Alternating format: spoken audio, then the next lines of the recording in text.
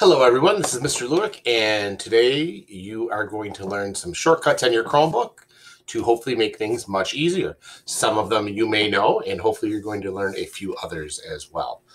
All right, so when you go to your Google Classroom, at the top of the screen, you're going to see the new assignment. You click on that to open it, and your page will look like this. Now, I'm making the video now to put on your Google Classroom, so you'll see two buttons when you go on. One for this video that you will watch, and the second for the actual project that you'll do, which is where I'm scrolling over top of right now. So when you open it up, click, it's going to look like this.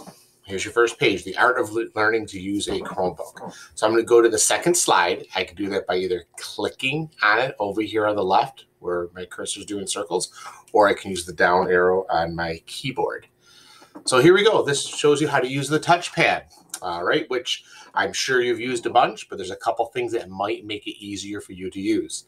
These four colored boxes here show you different ways to hold your fingers. Now, the first one says to select something, you click. You can do that, but on our touchpads, I'm going to hold one up for you. Aha, there we go. You don't have to click. You can. It does press down. Maybe you can hear it. Not sure. It's okay. All you have to do is just touch like that, and that makes things much easier, faster. It's better on the Chromebook as well, so you don't have to press down.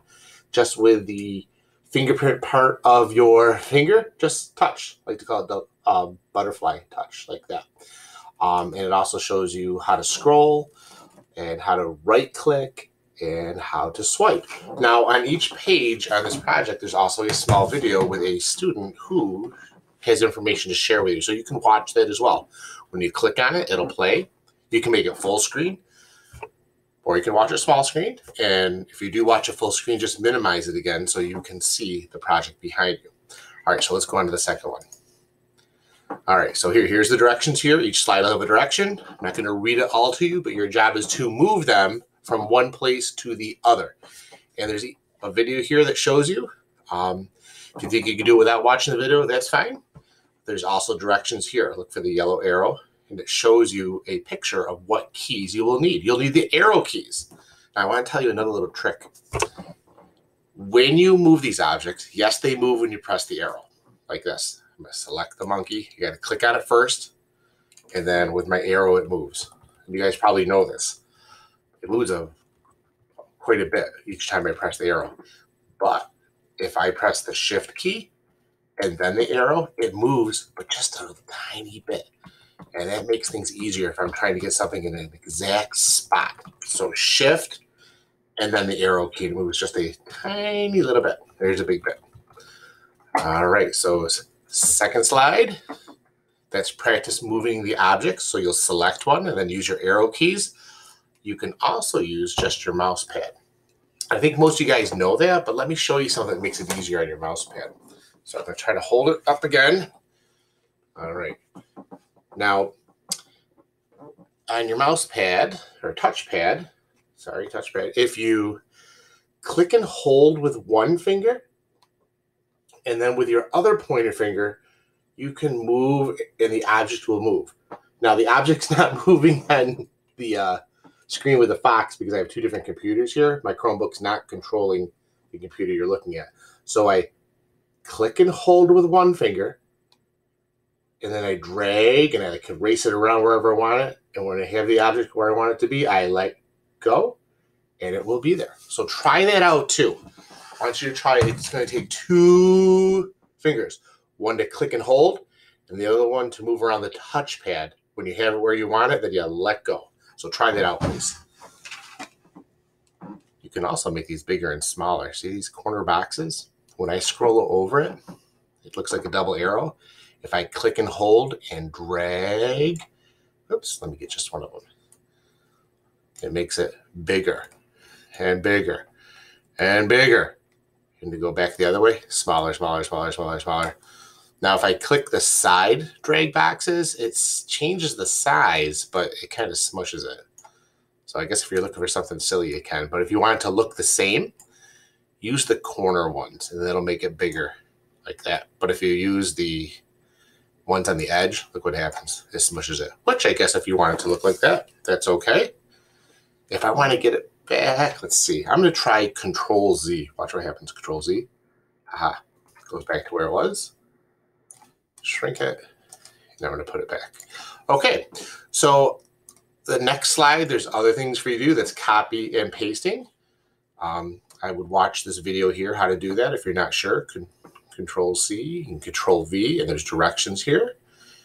And the last page, not the last one, this is zooming in and out. And here's the buttons that you use. Try that. Control plus, Control minus, and also another little trick. If you zoom way in or way out and you're like, oh no, I don't know what to do, I'm zooming too far, there's another place you can look. So let me do a little zooming.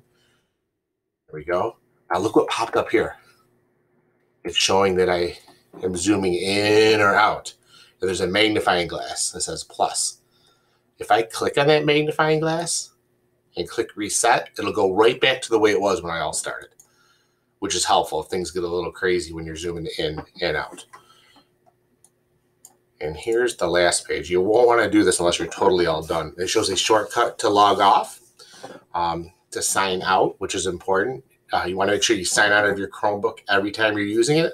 Otherwise, the next person who uses your Chromebook will be into all your stuff. So keep it safe. So you press Control Shift at the same time, and then Q, and it logs you right out. Something else to try too that's not on here. Before you do Control Shift Q, press Control Shift at the same time and press W. It's right next to Q. It'll close all the windows you had open, all the tabs. It's kind of cool. And then Control Shift Q. All right. Last thing I'm going to leave you with, it's how to see all the shortcuts that are available on a Chromebook. There are so many, and it makes things go faster. It's kind of fun too. This is important too. If you're pressing keys, you're not sure how to get back, this is a way to find it. All right, so here's the Chromebook. And what you have to do is press, oops, sorry guys, hold on 1 second. It's hard to use two computers sometimes. Okay. If you press Control and Alt, these two, and then while you're holding those down, press the question mark, and your screen will look like